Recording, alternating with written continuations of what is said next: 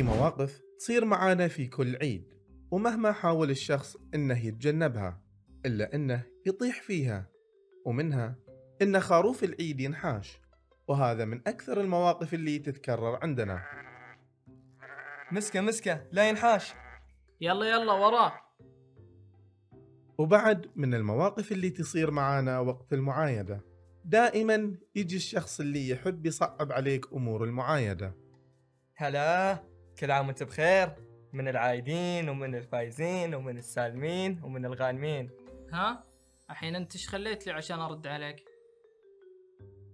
وأكثر شيء يتكرر في كل الأعياد الدخول العميق في حالة الغيبوبة الجماعية بعد الظهر.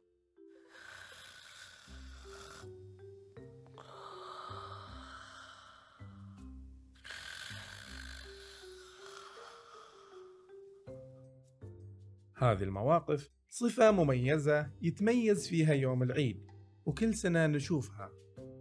عيدكم مبارك، وكل عام وانتم بخير. لا تنسوا الاشتراك في القناة. مع السلامة.